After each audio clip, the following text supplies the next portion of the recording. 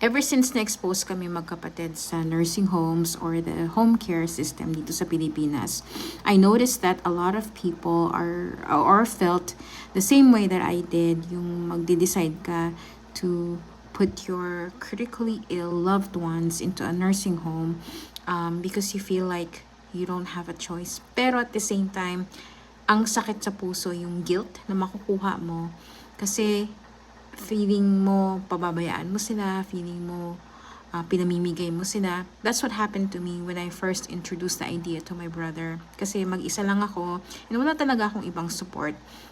I tried my best na, since I work nights, I tried my best na caregiver sa umaga, tapos ako naman sa gabi. Oh my gosh, no. I could have easily injured him, and my mental capacity, my emotional capacity could not bear all the stress and the toll that it will take on you. Especially dahil kamag-anak ako, kapatid ako.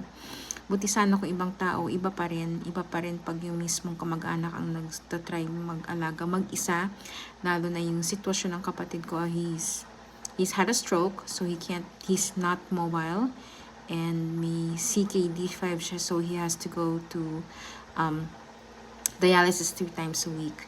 I did try to bring him there on my own sa gamit ng sasakyan namin, pero hindi advisable. He could easily injure the person.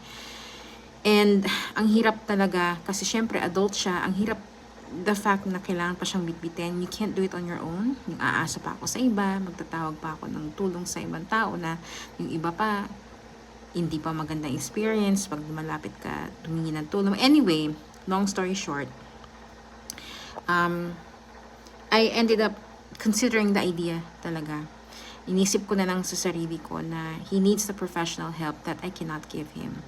And besides, kung kukuha din naman ako ng caregiver for 2 shifts twice a day, it will be so much cheaper. It will cost so much less to put him into a nursing home. Lalo na yung nursing home, 10 minutes lang sa bahay namin. So, siguro nga, you won't really understand what it feels unless nandun ka sa posisyon ng pamilya na meron kang kamag-anak na may sakit. So, ano bang point ng video ko na to? I don't know, if you have any questions, feel free to ask me.